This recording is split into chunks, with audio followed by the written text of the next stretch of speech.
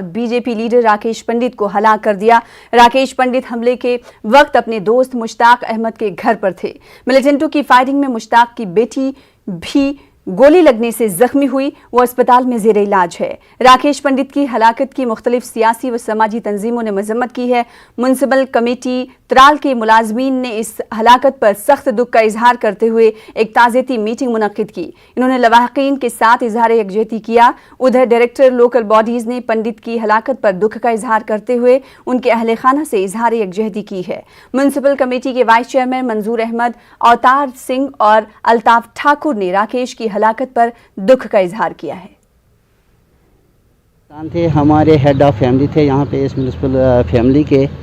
उनका एटीट्यूड बहुत ही अच्छा रहा है लोगों के साथ भी और ख़ासकर मुलाजिमों के साथ भी, चाहे छोटा मुलाजिम हो या बड़ा, हर एक के साथ उसकी रिलेशन बहुत ही अच्छी थी। हम उसको मिस कर रहे हैं और इस दुख की घड़ी में हम उनकी फैमिली के साथ है, पूरी म्युनिसिपल फैमिली। प्रेसिडेंट था हमारा म्युनिसिपल कमेटी त्राल का, 2018 में इलेक्टेड था एंड इवन इसकी मिसेस भी हमारी काउंसलर है एंड अभी तक ये अभी प्रेसिडेंट ही है, एज प्रेसिडेंट ही था। एंड कुछ दिनों पहले घर से आया था, जम्मू गए थे एंड कुछ इसकी फादर की डेथ हो गई थी, उस असना में घर गया था एंड 2-3 दिन पहले आया यहाँ पर and it happened in night hours. तो आने वाला टाइम है बता सकता है कि एक्चुअल क्या हुआ है, वो भी पूरी हिस्ट्री नहीं।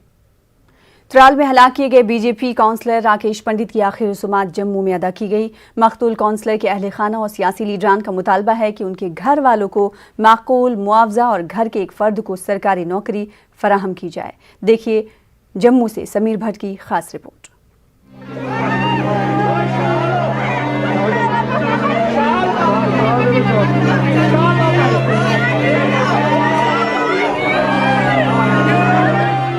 अपने लख्ते जिगर के कत्ल पर गम मातम से निढाल राकेश पंडिता के अहले खाना इन्हें आखिरी विदाई दे रहे हैं। आज सुबह जब इनकी लाश रूपनगर जम्मू में वाक़े इनके घर पहुंची तो यहां हर तरफ मातम बिछ गया। भारी बारिश और कोविड के हालात के बावजूद खासी तादाद में लोग इनकी आखिरी रसूमात में शरीक होने पहुंचे थे। अहले खाना का कहना है कि कल ही राकेश ने दिन में इनसे बात की थी, शाम को इनका मोबाइल अचानक बंद होने की वजह से वो परेशान हो गए। इनके अहलिया और रिश्तेदारों की मांग है कि सरकार कसूरवार मिलिटेंटों को जल्द से जल्द कैफरे किरदार तक पहुंचाए। मैं ये चाहती हूँ कि इंसाफ मिले हमको। यहाँ पे परिवार है ही तो सारा बिखरा पड़ा हुआ है, ये माँ है वो भाई है, तो घर की हालत यही तो कमाती थी सब कुछ। वो हम मोदी जी से यही करते हैं, वहाँ पे इसको यही बोलना चाहते हैं कि हमको इंसाफ दो। उसने एक किस्म की कुर्बानी अपने देश के लिए दे दी है। अब सरकार को ये चाहिए कि जो इसका पीछे परिवार पड़ा है, जिसका कोई यही तो एक अर्निंग मेंबर था सरकार इस फैमिली में, तो अब इसके लिए इसको सरकार को सोचना चाहिए कि इसकी फैमिली को कैसे आर्थिक सहायता मिले। वहाँ पर जो ऐसे एलिमेंट्स हैं उनको कैसे खत्म किया जाए, वो तो जाए तो होनी चाहिए। राकेश पंडिता के वालिद का हाल ही में इंतकाल हुआ था। अब राकेश पर ही अपने खानदान की सारी जिम्मेदारियां थी। इनके साथ ही कारपोरेटर्स का कहना है कि सरकार अवामी नुमाइंदों को माकूल सिक्योरिटी देने में नाकाम हुई है। मगर मेरा रिक्वेस्ट था हर वक्त इनको कि जो ब्लू प्रूफ गाड़ियाँ पड़ी है, डंप पड़ी है, सिक्योरिटी जोन उसमें पड़े हैं, सिक्योरिटी ऑफिस में बटमालू में पड़े हैं, हमने इनको रिक्वेस्ट की थी कि गाड़ी इनको, क्योंकि पता नहीं कब डीसी साहब बुलाते हैं, पता नहीं कब तहसीलदार साहब बुलाते हैं, क्योंकि कुछ काम करने डेवलपमेंट के लिए हम गए थे। वर्कर है, ग्राउंड जीरो पर काम करता है, उसके लिए काम करना बहुत ही कठिन है। और इन कठिनाइयों के बावजूद हम यहाँ से गए, माइनॉरिटी कम्युनिटी के जो कश्मीरी पंडित लोग हैं वो यहाँ से गए कश्मीर में काम करने के लिए, कश्मीर में डेवलपमेंट करने के लिए। जिनको हम पसंद नहीं है वो लोग इसको डिरेल करना चाहते हैं। मेन स्ट्रीम पार्टीज चाहते हैं कि बीजेपी कश्मीर में घुसनी नहीं चाहिए और टेररिस्ट चाहते हैं कि यहाँ डेवलपमेंट नहीं होनी चाहिए। मुख्तलिफ सियासी पार्टियों के आला लीडरान ने राकेश पंडिता के आखिरी रसूमात में शिरकत की और लवाहिकीन से ताज़ियत का इजहार किया। जम्मू कश्मीर बीजेपी के सदर रविंदर रैना ने ऐसी कार्रवाइयों के लिए पाकिस्तान को जिम्मेदार ठहराया। उन्होंने यकीन दिलाया कि कसूरवारों को जल्द से जल्द गिरफ्तार करके इनके खिलाफ सख्त कार्रवाई की जाएगी। पाकिस्तान के कायर दहशतगर्दों ने रात के अंधेरे में छुपकर पीठ पर वार किया, हमला किया और ये दरिंदे बचेंगे नहीं। ये जमीन के पाताल में भी अगर छुपे होंगे तो वहाँ से निकाल के इनको मौत के घाट उतारेंगे। ये इंसानियत का कत्ल किया गया है। सियासी मुबस्सिरीन का मानना है कि सिक्योरिटी एजेंसियां अवामी नुमाइंदों को माकूल सिक्योरिटी फराहम करने में नाकाम हुई हैं। इनका कहना है कि ऐसे वाकयात को रोकने के लिए सरकार को कारगर इक़दामात उठाने होंगे। न्यूज़ 18 उर्दू के लिए जम्मू से समीर भट्ट की रिपोर्ट। उधर बीजेपी जम्मू कश्मीर के जनरल सेक्रेटरी अशोक कौल ने त्राल में राकेश पंडित की हलाकत के लिए इंतजामी और मकामी पुलिस को भी जिम्मेदार करार दिया है। कौल ने सवाल किया कि अगर पुलिस और सीआईडी को राकेश के दौरे से मुतालिक इत्तला थी तो उन्होंने इसे इजाजत क्यों दी। कौल ने पार्टी के दिगर लीडरान के हमरा राकेश पंडित को खराज अक़ीदत पेश किया। श्रीनगर के पार्टी दफ्तर में एक इजलास मुनक्किद हुआ। लीडरान ने कहा कि राकेश भाईचारे और हम आहंगी में यकीन रखते थे। इलाके में तामीर तरक्की के लिए उनकी सताइश की जाती थी। आईजीपी कश्मीर ने पंडित की हलाकत के तनाजुर में कहा कि सिक्योरिटी में रहने वाले किसी भी शख्स को अपने मुहाफिजों के बगैर कहीं नहीं जाना चाहिए। जो यहाँ बनी है उसको क्रश करना पड़ेगा, सरकार उसको क्रश करे।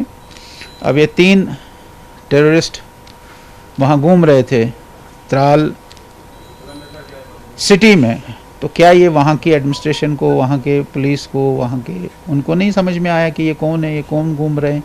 और कभी कभी ऐसा होता है कि हमारे कार्यकर्ताओं को कहते हैं पुलिस वाले कि भैया आप थोड़ा सावधान रहो, तो इसमें तो चूक उनके भी हुई है। उसको तो अगर ये वहाँ था तो उसको कंसर्न्ड ऑफिसर को, पुलिस ऑफिसर को उसको कहना चाहिए था भाई यहाँ से भाग जाओ। हम भी मानते हैं कि जो भी कोई प्रोटेक्टेड आदमी एसओपी को फॉलो नहीं करता है वो उसकी भी गलती। डेवलपमेंट के पुजारी, अमन के पुजारी, उनको कल त्राल में शहीद कर दिया गया। बेसिकली दहशतगर्द नहीं चाहते हैं कि कश्मीर में अमन हो, कश्मीर में तरक्की हो और कश्मीर में डेवलपमेंट हो।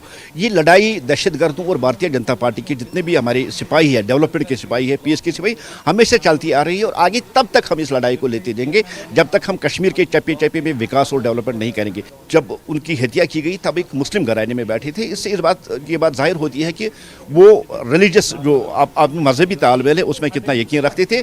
यही बात दहशतगर्दों। उधर एसओजी कैंप त्राल में राइफल छीनकर फायरिंग करने वाले एक साबिक मिलिटेंट को हलाक किया गया।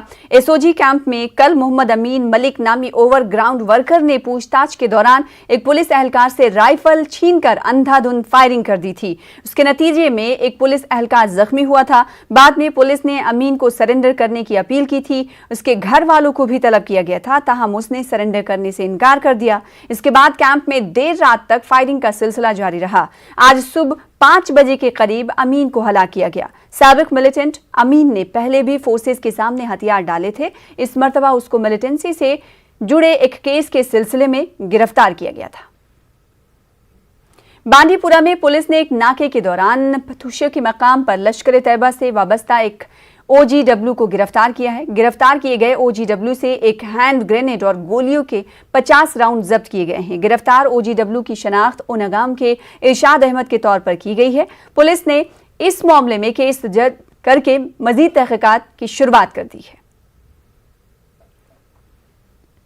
फौजी सरबराह जनरल एमएम नरवणे ने कहा है कि हिंदुस्तान और पाकिस्तान के बीच फरवरी में हुए सीज फायर मुआहदे पर अब तक ठीक से अमल हो रहा है। ताहम पाकिस्तान की दहशतगर्दी से मुंसलिक दीगर सरगर्मियों पर रोक लगने की जरूरत है। वादी के दौरे के मौके पर जैकलाई सेंटर में फौजी सरबराह ने कहा कि यूटी में दहशतगर्द सरगर्मियों में तेजी से कमी आई है और यूटी के लोग अमन और तरक्की को एक मौका दें। उन्होंने कहा कि फौज ने मुजव्वजा अमरनाथ यात्रा के लिए तमाम तैयारियां की हैं और इस सिलसिले में हुकूमत ही कोई फैसला करेगी।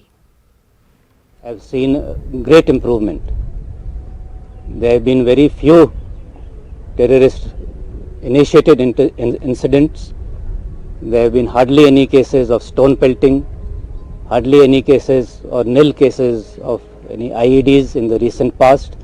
So all these are indicators of a return to a sense of normalcy, and these are all indicators that the Awam also wants the same, and that is, I think, a very good thing that is happening. And in this context of a return to normalcy, we are from our side prepared, and we have taken all the necessary steps for the smooth conduct of the Amarnath Yatra. वहीं जब फौजी सरबराह से corona की मुमकिना तीसरी लहर की तैयारी से मुतालिक सवाल किया गया तो उन्होंने कहा कि फौज ने पहली और दूसरी लहर में अपनी जिम्मेदारी बखूबी निभाई है। लोगों की खिदमत के लिए फौजी इंफ्रास्ट्रक्चर का इस्तेमाल किया है। COVID cases has now seen a downturn, and I think we are well on the way to beating the second wave that has taken place. And as a result of the capacities that we have built up over the last month and a half, I think we are much better prepared to tackle any. आगे बढ़ेंगे। इंतजामिया की जानिब से जारी करदा नई unlock guidelines के तहत श्रीनगर जिले में दुकानें जुज़वी तौर पर खुल गई हैं। लाल चौक में आज बाईं तरफ की दुकानें खुल रहीं, वहीं दाईं तरफ वाली दुकानें बंद रहीं। लोगों की खरीदारी के दौरान लाल चौक में कुछ अफरा तफरी भी देखी गई। उधर ताजिर नए अनलॉक शेड्यूल से खुश नहीं हैं।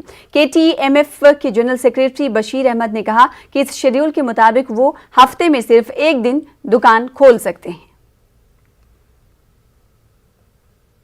डिस्ट्रिक्ट्स में डिफरेंट सिचुएशन चल रही है, तो श्रीनगर में ख़ासकर हालांकि अभी हम इस जो कॉल किसी का है कि जान है तो जहां है, हम उसी पे जाएंगे, लेकिन उसके साथ साथ हमारी जो माशी हालत है वो दिन ब दिन ख़त्म होती जा रही है। अगर ये माशी हालत इसी तरह हमारी रही तो मुझे नहीं लगता है कि एक दुकानदार आगे चल के दुकानदारी कर सकता है। जम्मू कश्मीर में अशियाए ज़रूरिया की कीमतों में बेतहाशा इजाफे पर कल न्यूज़ 18 उर्दू ने रिपोर्ट नशर की थी। आज गवर्नर के मुशीर फारूक खान ने कीमतों पर कंट्रोल करने और इस सिलसिले में इक़दाम करने की बात कही है। जहाँ तक तो कीमतों का आसमान छूने का ताल्लुक है, या तो उसमें बताना चाहिए कि किस जगह पे कितनी कीमत जा रही है। हमारी हर जगह पे कोशिश ये है कि बड़ी सख्ती से जो कीमतें मुकर्रर की गई हैं उनके ऊपर कंट्रोल रखा जाए, और जहाँ पे भी कोई कंज्यूमर शिकायत करता है कि उससे सरसों के तेल की अगर बात करेंगे वो उसकी कीमतें भी बढ़ा दी, उसकी कहाँ पे कीमत बढ़ी है वही तो बताना है जी। ठीक है, अगर हमारे पास अभी तक उसमें किसी ने कभी कोई कंप्लेंट लॉन्च नहीं की, अब आप बता रहे हैं तो हम उसमें देख लेते हैं।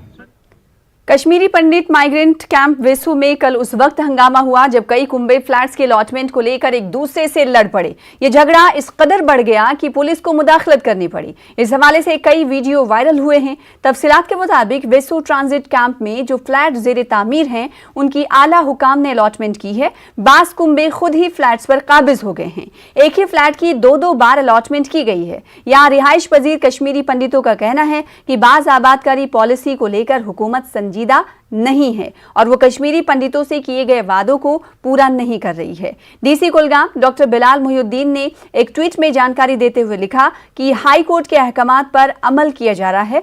दो कुंभों के बीच मसले को हल किया गया है। पुलिस ने केस भी दर्ज किया है। वाज़ेह है कि अलॉटमेंट को लेकर मामला कोर्ट में जेर समाअत है।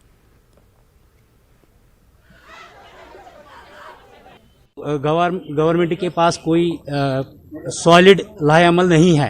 कश्मीरी पंडित जो एम्प्लॉइज़ है पीएम पैकेज 2010 के, उनके लिए उनका बसाने का जो उनका प्लान है वो ग्राउंड लेवल पे आप देख रहे हो कि इनकम्प्लीट बिल्डिंग है, वो ज़ीरो है। 3 तारीख को हम यहाँ आए तो हमने कॉन्ट्रैक्टर से रिक्वेस्ट की कि हमारे पास बेसिक एमिनिटीज़ नहीं है, वो मान गए। जो एक्चुअल अलॉटीज़ हैं वो आना शुरू हो गए। अभी तक वो चुप सोए हुए थे। हमने एसओएस परमिशन, जैसे मेरी कुलीग ने बताया कि एसओएस परमिशन के लिए हम जो वेरियस कंसर्न अथॉरिटीज हैं उनके पास हम गए, ना उन्होंने हाँ कहा ना उन्होंने ना कहा। जैसे ही काम शुरू हो गया तो सारे अलॉटीज यहाँ पे जो जिनके नाम पे ये बिल्डिंग है वो अलॉटीज आ गए सर।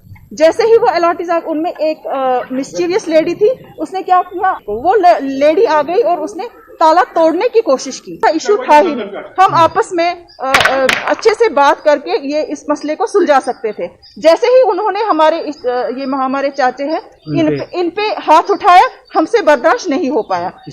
मेरे ही कुछ भाइयों ने इनको बचाने की कोशिश की और इनका 2-3 का सर पकड़ के उस कोने में पटका। तो हमारे पास तो 512 बनने हैं, तो 150 पौने 200 के आसपास हमारे फ्लैट बचेंगे, जिसको मर्जी दे दीजिए, लेकिन फ्लैटों की कंस्ट्रक्शन होगी तब तो होगा ना। ये कुछ भी नहीं हो रहा है, गवर्नमेंट इसकी तरफ ध्यान नहीं दे रही है। मैं आपके थ्रू गवर्नमेंट ऑफ इंडिया और गवर्नमेंट ऑफ J&K को बोलना चाहता हूं कि आप इस परेशानी को सवाल करते हैं।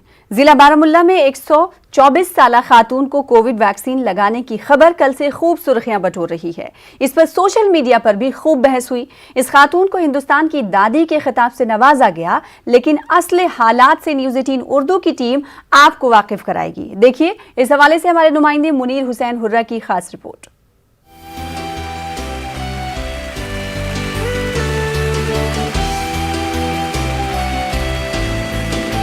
जिला बारामुल्ला के शराकवारा नामी गांव की राहती बेगम को कल से सोशल मीडिया पर हिंदुस्तान की दादी का खिताब से बहुत मशहूर हुई हैं। डिप्टी कमिश्नर बारामुल्ला ने वैक्सीन के अमल के दौरान राहती बेगम को 124 साल की करार दिया। इस सिलसिले में डीसी बारामुल्ला ने बाकायदा एक ट्वीट भी किया, लेकिन न्यूज़ 18 उर्दू की टीम जब दादी का हाल चाल जानने देखने के लिए यहाँ पहुंची तो मालूम हुआ कि उनका सबसे बड़ा बेटा ज्यादा से ज्यादा 70 बरस का है। इस हिसाब से उनके रिश्तेदारों के मुताबिक दादी की उम्र 100 बरस के करीब हो सकती है।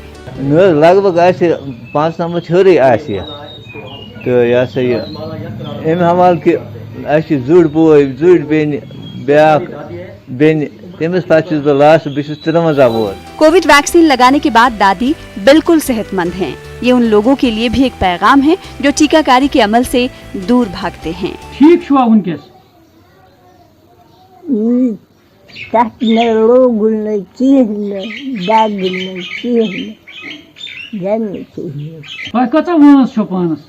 क्या पता है खानदार को रहाओ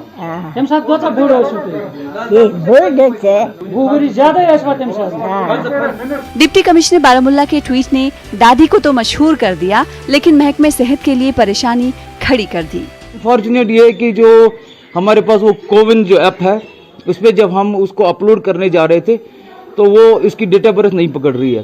तो उसके लिए हम इंजीनियरिंग विंग जो है हेल्थ की, उनसे बड़ी मतलब हैंडफोल्ड रिक्वेस्ट है कि उसके लिए वो स्पेशल एक केस बनाए। जब हम उस ऐप पे डालते हैं तो 1875 कुछ 79 उसकी डेट ऑफ बर्थ थी, तो फिर वहाँ पे जो है कि वो मना कर रहा है कि ये एक्सेप्टेबल नहीं है। वो 1900 से आगे जो भी डेट ऑफ बर्थ है उसको ले रहे हैं। तो उसकी डेट ऑफ बर्थ कहाँ से आपको हासिल हुई है? वो जो है एक्चुअली उनकी बेटी जो है वो कम से कम 90 के आसपास की डेथ हुई है। तो अगर आप उसके हिसाब से भी 10-25 ही साल उसको जोड़ेंगे तो मुझे लग रहा है 120 क्रॉस कर रही है दादी। और जो घर के सदस्य है उनका भी कहना है और रिलेटिव है, और जो भी वहाँ पे पास पड़ोसी लोग हैं, बहुत बुजुर्ग लोग हैं वहाँ पर भी जो 100 के आसपास है, वो कह रहे दादी हमसे 20-30 साल बड़ी है। सरकारी अफसर अक्सर मीडिया पर सनसनी फैलाने का इल्जाम तो लगाते हैं, लेकिन वो कई बार खुद ही सनसनी फैलाने के जिम्मेदार होते हैं। दादी का मामला भी ऐसा ही हुआ, लेकिन अच्छी बात यह है कि कोविड वैक्सीन करने के बाद दादी सेहतमंद है। दादी ने यह साबित कर दिया है कि जब उम्र रसीदा लोग कोविड वैक्सीन लगा सकते हैं तो नौजवान क्यों नहीं। इस तरह दादी दूसरों के लिए मशाल राह बनी है। मुनीर हुसैन, न्यूज़ 18 उर्दू, क्रीरी। वादी में अब कोविड वैक्सीन लगाने के लिए उम्र रसीदा खवातीन भी सामने आ रही हैं। आज भी मेडिकल ब्लॉक करेरी के ब्रानार ककोथल इलाके की एक बुजुर्ग खातून ने टीका लगवाया। बताया जाता है कि बख्ती बेगम नामी खातून की उम्र 106 बरस है। तस्वीरों में आप देख सकते हैं कि किस तरह ये उम्र रसीदा खातून कोविड वैक्सीन करने के दौरान खुश खुर्रम हैं। इस बुजुर्ग खातून ने वैक्सीन के बाद मेडिकल टीम को दुआएं भी दी। इन्होंने लोगों को कोविड वैक्सीन करने की तलकीन भी की।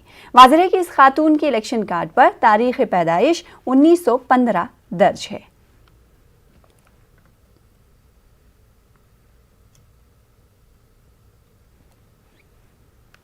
उधर डीसी श्रीनगर मोहम्मद एजाज असद का कहना है कि जिले में 2,60,000 से ज्यादा अफराद को कोविड टीके दिए गए हैं। इनमें वो अफराद भी शामिल हैं जिन्हें टीके की ज्यादा जरूरत थी।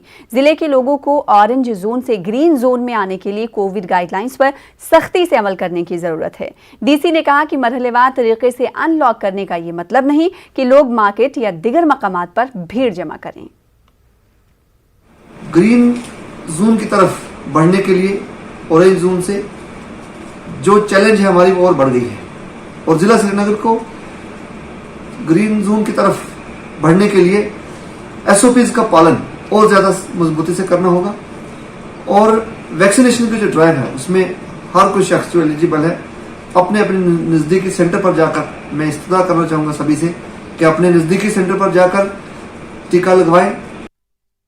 जिला इंतजामिया गांधरबल ने वैक्सीनेशन सेंटर्स की तादाद में इजाफा करते हुए उसे 5 से 15 कर दिया है। 18 से 44 साल की उम्र के अफराद की वैक्सीनेशन का अमल भी अहसन तरीके से जारी है। डीसी का कहना है कि हालिया दिनों जिले में कोविड केसेस में इजाफा हुआ है और ऐसा देखा जा रहा है कि जुज़वी अनलॉक के बाद लोग SOPs की पासदारी नहीं कर रहे हैं। में जो हमने ढील दी है, अब उसमें हमें बहुत ज्यादा केयरफुल रहने की जरूरत है। मैं एक बार आप सभी लोगों का पहले तो तहे दिल से शुक्रिया अदा करूंगी कि जो पिछले 1 महीने से रिस्ट्रिक्शंस चल रहे थे, आप लोगों ने प्रशासन की बहुत ज्यादा मदद की थी। पूरी आवाम ने हमारा बहुत साथ दिया था, सारे डिपार्टमेंट्स का बहुत साथ दिया था। मैं चाहूंगी कि अब ये जो रिलैक्सेशन दिए गए हैं, कृपया इनमें भी कोरोना अप्रोप्रिएट बिहेवियर को अपनाएं। एनसी के सदर व रुकने पार्लियामेंट डॉक्टर फारूक अब्दुल्ला ने पार्टी हेडक्वार्टर श्रीनगर में पार्टी के सूबाई कारकुनों के हमरा वर्चुअल मीटिंग मुनक्किद की। उमर अब्दुल्ला और अली मोहम्मद सागर मीटिंग में शामिल रहे। फारूक अब्दुल्ला ने कोविड सूरत हाल और जालेबारी से हुए नुकसानात पर बात की। फारूक अब्दुल्ला ने जालेबारी से हुए नुकसानात पर किसानों को मुआवजा देने का मुतालबा किया। कि ज़्यादा खुद ज़्यादा गसन लोग बचन यम बीमारी से यम थाक कर्मस खुदा गछ मंगुन परवरदिगार कर रहम क्या डोर पेवान मूज सोरे फसल बर्बाद गोमुत अल्लाह ताला गछ रहम कर साने। आगे बढ़ेंगे। बीरवा के रटसुन में 4 दर्जन के करीब मवेशी पुरस्कार बीमारी लगने से हलाक हो गए हैं। इससे रटसुन के लोगों में तशवीश की लहर दौड़ गई है। रटसुन में अब तक लाखों रुपए का नुकसान हुआ है। लोगों ने इल्जाम लगाया है कि रटसुन में कायम वेटनरी में दवाएं दस्तयाब नहीं हैं। लोगों का कहना है कि इन्फेक्शन इब्तदाई मरहले में है और जानवरों में फैल रहा है। लोगों ने सेंटर में मुस्तकिल डॉक्टरों को तैनात करने का मुतालबा किया। मुर्दा जानवरों से बदबू फैलने को रोकने के लिए इकदाम पर भी जोर दिया गया। लाए डॉक्टर अपने खर्चे पे लाए हैं, जबकि यहाँ पे कोई डॉक्टर कंसल्ट नहीं था। अत कोर तहसीलदार सोबस ओतर मिस कम से कम गोस योर का डॉक्टर यून इस ये वुचे ये हालात क्या ये नाखपर नुम से वुचान लोग नजर योर आर को जो ये डिजीज ब्रेकआउट हुआ है, इसका नाम FMD है, फुट एंड माउथ डिजीज जी। ये एक वायरल डिजीज है जी। इस जब ये ब्रेकआउट होता है इसका इलाज प्रायोरिटी बेस पे देता है, पहले ही हम देते हैं एज वैक्सीन जी। लेकिन अभी जून में इसकी वैक्सीन अब आने वाली है, लेकिन जब इसका ब्रेकआउट होता है फिर हम सिम्टोमेटिक ट्रीटमेंट के लिए हम जाते हैं। तो इस साल पहले ही ब्रेकआउट हुआ है, जिसकी वजह से ये थोड़ी सी मोर्टेलिटी, उसमें 2-3 काउज मर चुके हैं और काफ्स 12 मर चुके थे। उनको फ्री ऑफ कॉस्ट मेडिकेशन दी जाती है, सब कुछ फ्री ऑफ कॉस्ट दिया जाता है। वो कह रहे हैं हमें लिख के देते हैं, हमें मार्केट से लानी पड़ती है। ये सब झूठ है, हमें सब कुछ फ्री ऑफ कॉस्ट मिलता भी है और सब कुछ फ्री ऑफ कॉस्ट हम इन्हें देते भी है। मोस्टली इस टाइम हम डोर टू डोर जा रहे हैं। हम जहां भी हम जाते हैं उनको हम बोलते हैं कि प्रिकॉशनरी मेजर्स के लिए आप अपने माल मवेशियों को बाहर ना छोड़ें। बानीपुरा के गुरैज में तहसील लाइब्रेरी एक खस्ता हाल इमारत में कायम की गई है। लोग मुतालबा कर रहे हैं कि इलाके में लाइब्रेरी के लिए मुनासिब इमारत तामीर की जाए। देखिए मोहम्मद सईद की खास रिपोर्ट।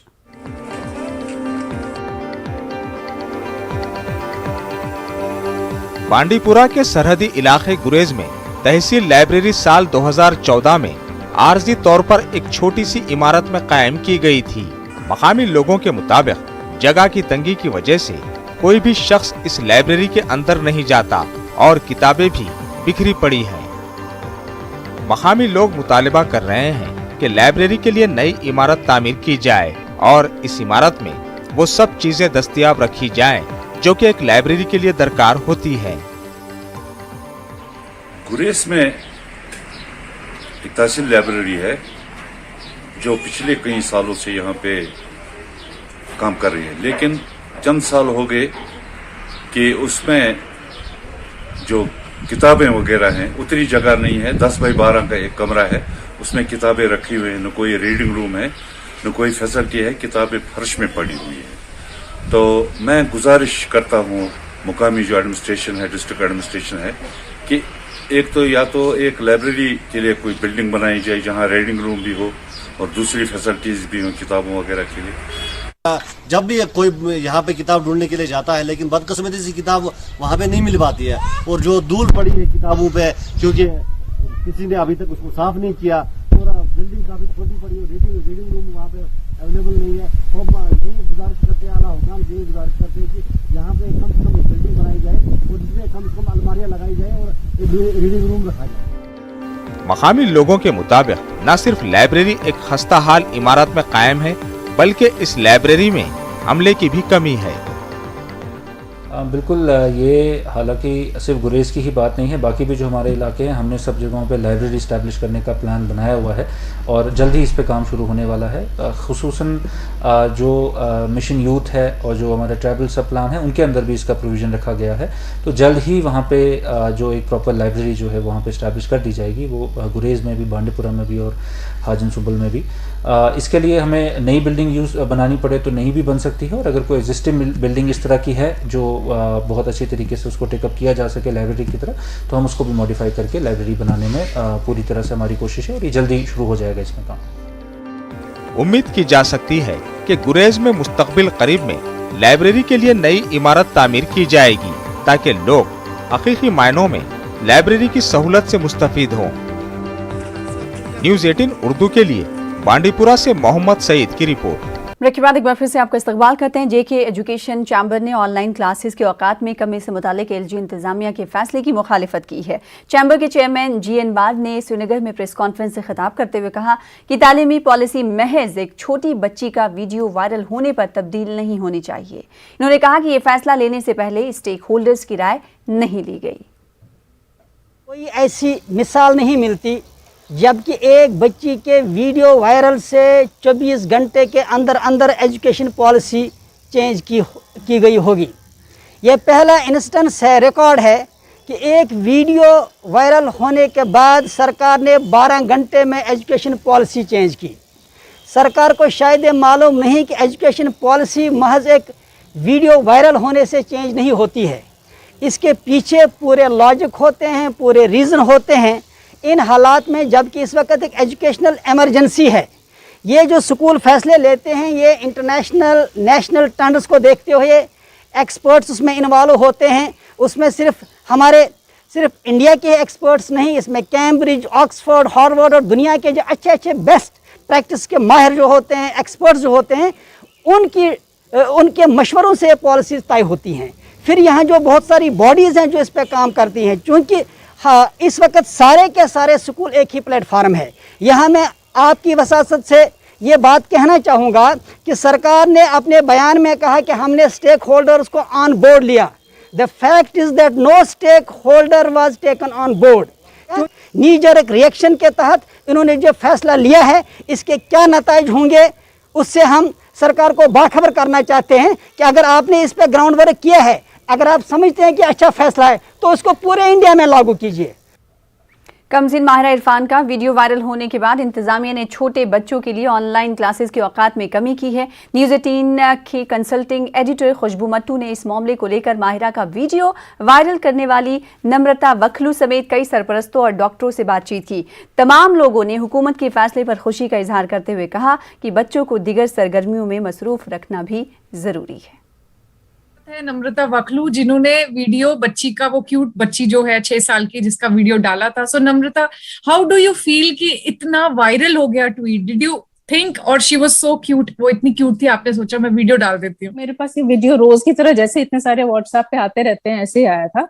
इनफैक्ट ये काफी पुराना, मतलब 5-6 दिन पुराना वीडियो था जो कि almost it had died down and the message was so pertinent. मतलब इतना आजकल बच्चों पे स्ट्रेस है, जूम पे 4-4, 5-5 घंटे लगातार they have to talk and listen. So plus she had addressed it to the PM Modi sahab. So the entire thing was so adorable, so cute कि मैंने पोस्ट कर दिया, ट्वीट कर दिया। मतलब मुझे बिल्कुल आइडिया नहीं था कि ये वायरल हो जाएगा। That was not the intent at all, it was very cute, that's all. Do you think कि ये चेंज होना चाहिए था? अरे we people who are like working class and when we have to spend the entire day in meetings, on call, in so many video conferences, तो हमारा हाल इतना बुरा होता है। So you can imagine 5-6-year-old kids if they have to sit in front of the camera 4-4, 5-5 घंटे, it is going to torment them. So I'm very happy and relieved for those kids and those parents also who have to be along with them when they are, attending these classes. Rabia, आप बताएंगे आपको कैसा लग रहा है कि अब सिर्फ 1.5 घंटे की क्लास होगी छोटे बच्चों के लिए? डेफिनेटली बहुत खुश तो मैं हूँ for one reason being working. अगर इनके टाइम कम हो जाते हैं तो मेरे भी time I can also plan out my things and schedule my day. So that way it works out very nicely. छोटे बच्चे हैं, अपना क्लास खत्म हो जाता है ऑफिस आवर्स शुरू करने से पहले and then they are free for the day. कुछ भी करना है इनको कर सकते हैं. Of course, they are learning from different sources also at home. और घर पे अगर होमवर्क आ जाता है तो हम करवा देते हैं. And that way, blend learning से क्या है कि उनके screen time reduce करके at such young age, we don't have to take them to the doctors, Sumit, आपके सन को as far as I remember last year specs लग गए थे. I think यही Zoom के चलते चलते. तो आप क्या कहना चाहेंगे? आप बहुत खुश होंगे. Specs was all thanks to Zoom and all the screen time जो ये लोग स्पेंड कर रहे थे. I am so happy. Kids are not suppose to be, मतलब बच्चों को इतना टाइम स्क्रीन के आगे बैठाना है, it's pointless. So I am so happy that they get to do what they want to do. वैसे भी पेंडेमिक में हम लोग स्ट्रेस में है, leave alone our kids. I think more time parents spending with them playing is a good idea. So I'm planning a chess session with my son. I think this is all that is required. We don't need so much of Zoom classes. So Dr. Suneem, क्या कहना चाहेंगे आप कि बच्चों को screen time से वैसे ही कितनी प्रॉब्लम होती है, और वैसे भी पहले वो जूम पे और उसके बाद वो बोलते हैं अब हम रेस्ट करेंगे, हम टीवी देखेंगे. Me and my wife both are frontline workers. I mean, I'm a healthcare worker and she's a frontline worker, being a banker. So it was quite difficult for us to manage. I mean, we were literally struggling with this thing. Besides, of course, a very serious medical concern of too much of screen time for our kids. बहुत शुक्रगुजार है पहले तो ऊपर वाले का, फिर honourable LG साहब का, नम्रता का एंड देन नासिर का, कि उन लोगों ने इस चीज को एक इम्पेटस दिया, इस चीज को एक पुश दिया, and now it has finally turned into something where we can at least, being a healthcare worker and frontline worker, we can manage with the timings of the kids. They will have less of screen time. And Nasir, I want to talk to you about attention span problem and how can we involve kids. अगर आप बच्चे को phone दे रहे हो, आप supervision कर रहे हो, फिर उसके साथ बच्चा जो है वो एडिक्टिव हो जाता है फोन के साथ, वो ऑनलाइन क्लास के बाद भी फोन अपने पास रखता है और न जाने क्या क्या देखता रहता है. अब अगर आप बच्चे को जूम के बारे में बता रहे हैं, वो सीख रहा है जूम के बारे में, ये उम्र नहीं है उसकी सीखने की जूम क्लास के बारे में. So he is getting to know lot of things about mobile technology. आप देखें कि एज पेरेंट्स क्या होता है कि हमें लगता है कि बच्चा अंदर सेफ है, हम उसे बोल देते हैं चल तू यूट्यूब देख, लेकिन यूट्यूब पे वो क्या देख रहा है, क्या पेरेंटल गाइडेंस में वो चल रहा है, क्या हमने वो कंट्रोल किया हुआ है. शायद ये चीज जो है बहुत सारे पेरेंट्स जो है उनको इस चीज का ख्याल रखना है कि आप देखें कि ऑनलाइन एजुकेशन ने एक डिफरेंशिएशन भी अनफॉर्चुनेटली क्रिएट किया हुआ है. उन पेरेंट्स का क्या जिनके पास स्मार्टफोन्स नहीं है, जिनके पास लैपटॉप्स नहीं है, वो क्या करें? आगे बढ़ेंगे. जिला अनंतनाग में गुज़िश्ता 15 दिनों में कोविड के मुस्बत केसेस में 50% गिरावट आई है. लाखों अफराद को कोविड टीके भी लगाए गए. माहिरीन इसे खुश आइन करार दे रहे हैं. देखिए इस हवाले से न्यूज़ 18 के सीनियर करेस्पॉन्डेंट मुदस्सिर कादरी की खास रिपोर्ट.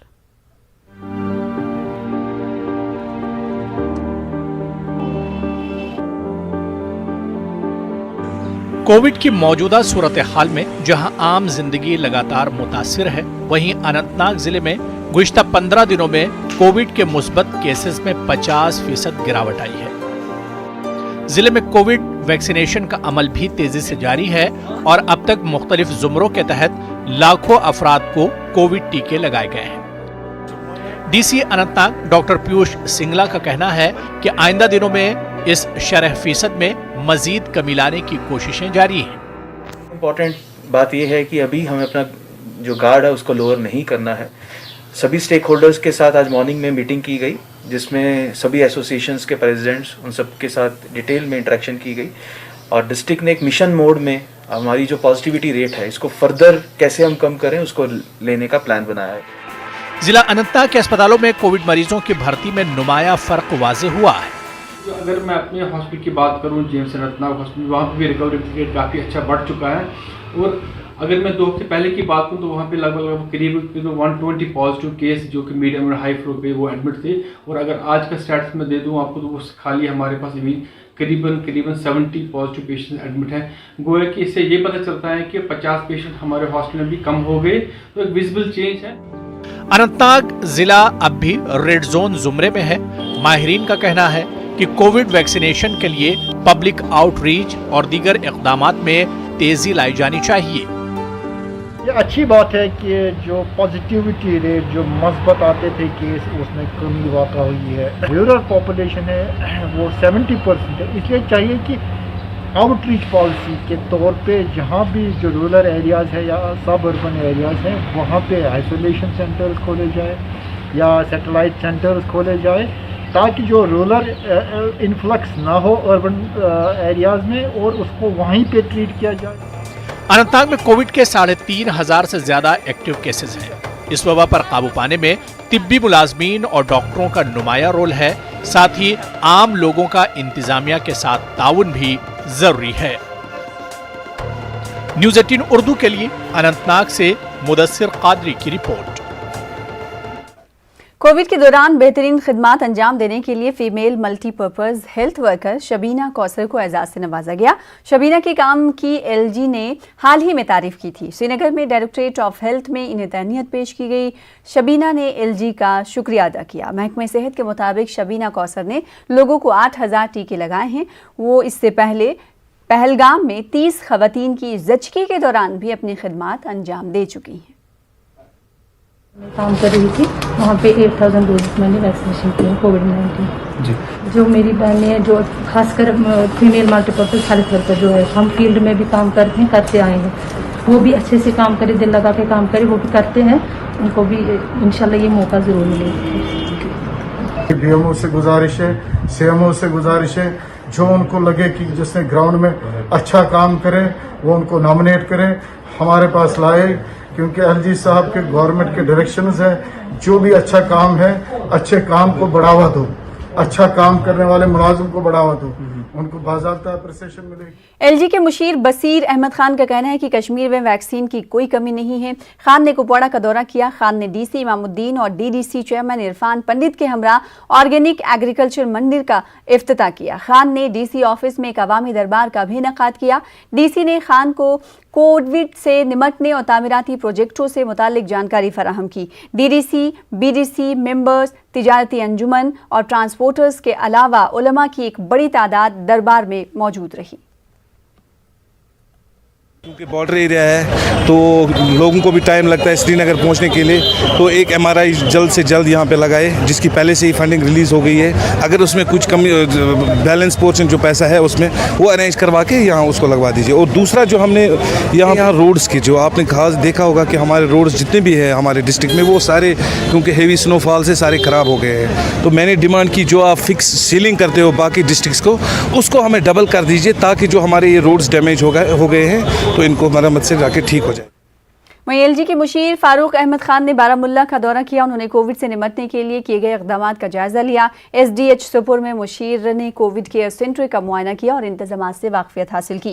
खान ने मरीजों से तबादले ख्याल भी किया। मरीजों ने दस्तयाब सहूलतों पर इत्मीनान का इजहार किया। छिजहामा रफियाबाद में इन्होंने डीडीसी चेयरपर्सन सफीना बेग और दीगर अरकान से मुलाकात की। चेयरपर्सन ने कोविड के ज़िम्न में मुख्तलिफ उमूर की जानिब से मुशीर की तवज्जो मबजूल कराई। उन्होंने रफियाबाद में ऑक्सीजन प्लांट नस्ब करने का मुतालबा किया। खान ने मुख्तलिफ अफसरों के हमरा मीटिंग भी की। उधर गवर्नर के मुशीर फारूक अहमद खान ने पलहालन पटन का भी दौरा किया। खान ने कई अवामी वफूद से भी तबादले ख्याल किया। लोगों ने इन्हें इलाके को दरपेश मसाइल से वाक़िफ़ हासिल करवाई और खान ने महकमे एग्रीकल्चर की जानिब से लगाए गए मुख्तलिफ फसलों के स्टॉल का भी मुआयना किया। फारूक खान ने कहा कि किसानों को हाईटेक तरीक़ेकार से फसलें उगाने की तरगीब दी जा रही है। एलजी मनोज सिन्हा के दौरे के पेश नज़र डिस्ट्रिक्ट अस्पताल गांधरबल में मेडिकल इमरजेंसीज के लिए अस्पताल में दाखिला न देने पर लोगों में मायूसी देखी गई। कोविड इलाज और दिगर तिब्बी सहूलियात के मुआयने के लिए एलजी अस्पताल का दौरा कर रहे हैं। लोगों के मुताबिक इन्हें 3 बजे आने के लिए कहा गया था क्योंकि कोई कंसल्टेशन नहीं है।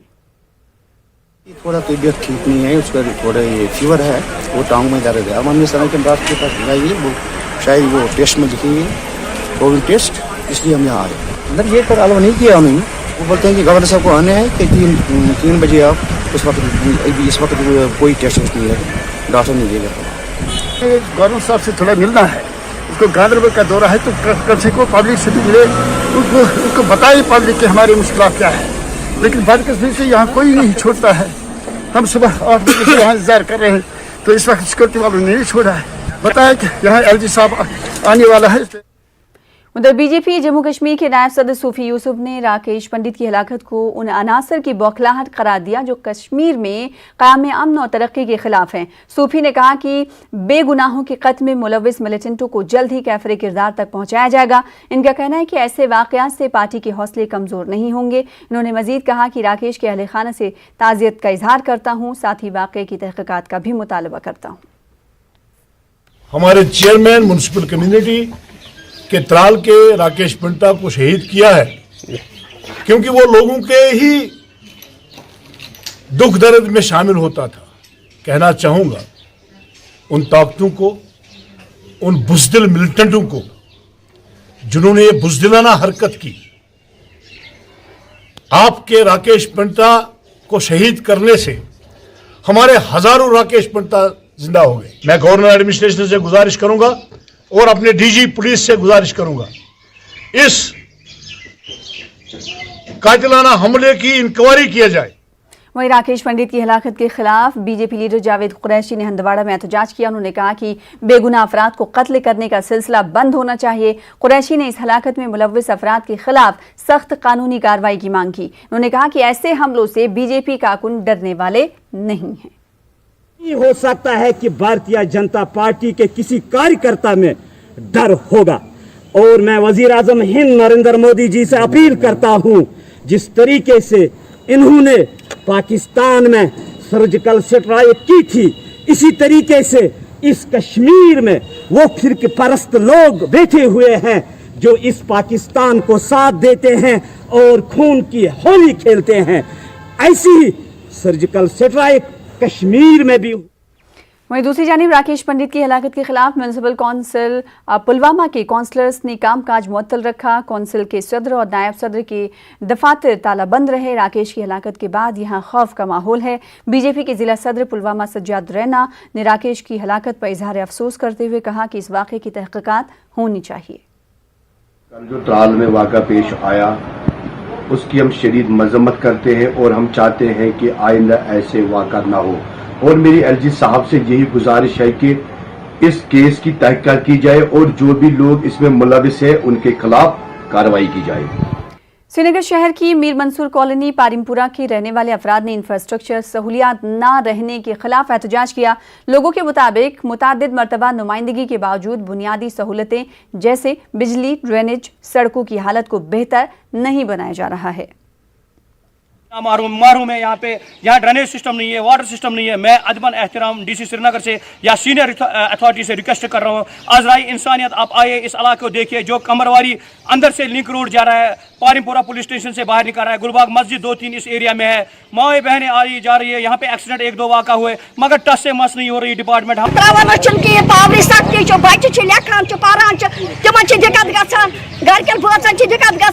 रोड खराब लाग बूट पेवान कुरान मस्जिदस पे लागन लाग बूट पे पकुन। मेहरबानी रुसट कर गवर्नरस रुसट DC साहबस सन मसल कर तो मास्टर बिल का इस्तकबाल करते हैं। जम्मू कश्मीर में गुज़िश्ता 24 घंटों के दौरान कोरोना के 1801 मजीद नए मुस्बत केसेस सामने आए हैं। जम्मू से 554 और कश्मीर से 1247 नए केस सामने आए हैं। 2694 मरीज सेहतयाब हुए हैं। जम्मू से 886 और कश्मीर से 1808 मरीज सेहतयाब हुए हैं। कोविड से 29 मरीजों की मौत हुई है। जम्मू में 15 और कश्मीर में 14 मरीजों की मौत हुई है। जम्मू कश्मीर में 30,657 एक्टिव केसेस हैं।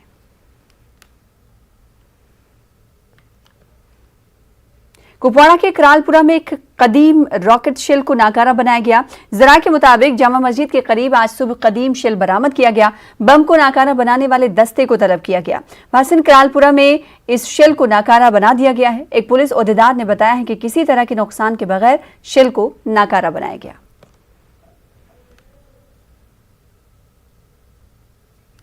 उधर कठुआ के हीरानगर में भी एक कदीम कारामद मोटार शेल बरामद हुआ। लोगों की इत्तला के बाद सिक्योरिटी फोर्सेज ने शेल को अपने कब्जे में लेकर उसे नाकारा बनाया, जिससे बड़ा हादसा टल गया। लोगों के मुताबिक पाकिस्तान की गोलाबारी में अक्सर मर्तबा शेल फटे बगैर रह जाते हैं। Principal higher secondary school BK Pora Gulzar Bhatt की कोविड से मौत हो गई। वो गुज़िश्ता 15 दिनों से स्किम्स बिमना में जेर इलाज थे। एक ऑनलाइन ताज़ियती मीटिंग मुनक्किद की गई और मरहूम की खिदमात को याद किया गया। Chief education officer Budgam Syed Mohammad Amin और दीगर ने इस मीटिंग में शिरकत की। अच्छे उस्ताद होने के अलावा एक अच्छे एडमिनिस्ट्रेटर भी रहे हैं। तो मेरे डिपार्टमेंट में शाज़ नादिर ही ऐसे लोग मिलते हैं, तो इसकी कमी हम बहुत महसूस करेंगे। खैर क्या करेंगे, मौत एक अटल हकीकत है, इस हकीकत को हमें तस्लीम करना होगा। जिला रामबन में तरक्याती मंसूबों के लिए प्लान को मंजूरी मिल गई है। जिला तरक्याती काउंसिल की चेयरपर्सन डॉक्टर शमशाद शान की सदारत में इसे पास किया गया। पास हो चुका है। गुज़िश्ता मीटिंग के दौरान बोर्ड मेंबरान के बीच आपसी तजाद की वजह से मीटिंग को मुलतवी किया गया था। चेयरपर्सन ने अवाम की तवक्कात पर पूरा उतरने का इआदा किया। जो डीडीसी चेयरपर्सन है उनने भरोसा दिया कि आइंदा किसी किस्म की पंचायत राज एक्ट की वायलेशन नहीं होगी। आज अगर कहीं खामियां रही, लेकिन पब्लिक के हित के लिए हमने आज ये प्लान अप्रूव किया। रिटायर सिस्टम को चलाना है, तभी जाके हम लोगों के लोगों की उन उम्मीदों पे खरा उतर सकते हैं। इंशाल्लाह जो भी उनके डिमांड थी, जो भी मसाइल थे, हमने उनके साथ बात करके कंसेंसस से आज हम इस नतीजे पे पहुंचे कि हमने आज पूरे डिस्ट्रिक्ट के कैपेक्स पर। जम्मू कश्मीर हाईकोर्ट के चीफ जस्टिस पंकज मित्तल ने श्रीनगर में विधिक सेवा केंद्र का इफ्तिताह किया। अली मोहम्मद मागरे और अदलिया से जुड़े दीगर शख्सियात मौजूद रहीं। चीफ जस्टिस ने इस सेंटर पर फराहम करदा सहूलियात का जायजा लिया। ये मरकज ई शिकायत दर्ज कराने के लिए मुआविन साबित होगा।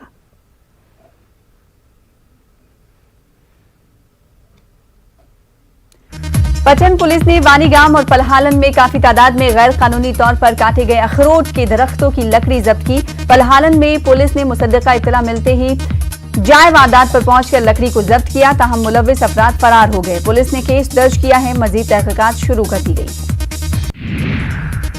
डीसी बांदीपुरा डॉक्टर अवैस अहमद ने बांदीपुरा मार्केट का दौरा करके कोविड गाइडलाइंस पर अमलावरी का जायजा लिया। इनके हमरा joint director planning Imtiyaz Ahmad, SHO Bandipora, chief executive अफसर और तहसीलदार बांदीपुरा मौजूद रहे। डीसी ने इलाके में जारी तरक्याती कामों का जायजा लिया। डीसी का कहना था कि बांदीपुरा में कोविड सूरत हाल में बेहतरी आई है। शोपिया में पीडीपी के डीडीसी अरकान ने मुख्तलिफ इलाकों का दौरा किया और तरक्याती कामों का जायजा लिया। राजा वहीद और अब्दुल हमीद शेख ने तामीराती कामों पर इत्मीनान का इजहार किया। इन्होंने कहा कि बालपुरा से मासपुरा सड़क की तामीर देरीना मांग थी। फौज की 55 आरआर की जानिब से पुलवामा के मुख्तलिफ देहात में लोगों में मास्क और सैनिटाइजर तकसीम किए गए। मुहिम के दौरान फौजी एहलकारों ने कोविड से बचाव के लिए लोगों को जानकारी भी फराहम की। लोगों ने फौज के इस इक़दाम की काफी सराहना की। जिला कुलगाम के कई इलाकों में भांग और खशखास की काश्त को तबाह किया गया। लोगों को ऐसी काश्त करने से गुरेज करने की अपील की गई। कैमू खडवनी में तहसीलदार बशीर अहमद खान की सरबराही में काफी कनाल अराजी पर फैली काश्त को तबाह किया गया। जिला डोडा में और उसके दूर अफ्तादा इलाके के लोग अपनी जमीनों का मुआवजा ना मिलने से इंतजामिया पर बरहम है। ये लोग मुआवजे के लिए 10 साल से इंतजार कर रहे हैं। लोगों ने बताया कि उनकी जमीन प्रधानमंत्री ग्राम सड़क योजना के लिए इस्तेमाल की गई, लेकिन इन्हें मुआवजे से मरहूम रखा जा रहा है। डोडा में एसीआर कैसर भवानी ने बताया कि फंड्स ना होने के सबब इन लोगों को मुआवजा नहीं दिया जा सका। उन्होंने तरजीही बुनियादों पर लोगों को मुआवजा फराहम करने की बात कही है।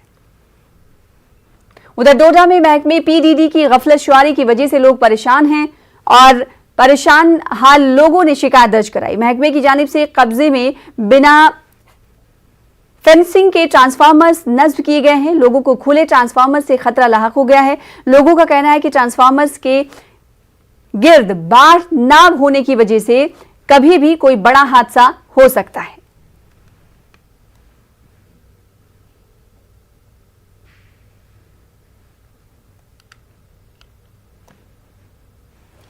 कोरोना वबा के दौरान बाहमी इमदाद और इन्हिसार का जज्बा मुस्तहकम हुआ है। मुल्क इस वबा से मुत्तहिद होकर मुकाबला कर रहा है। टीकाकारी के ऐलान के बाद हम बेहतर ताउन करें जिससे हम कोरोना को मात देने की जानिब कदम बढ़ा सके। नेटवर्क 18 इस मुहिम में हर कदम आपके साथ रहेगा। जब तक सभी महफूज नहीं तब तक कोई महफूज नहीं होगा। इसी सोच की बुनियाद पर हमारी मुहिम संजीवनी का मकसद ये यकीनी बनाना है कि वैक्सीन पाना सभी हिंदुस्तानियों का हक है।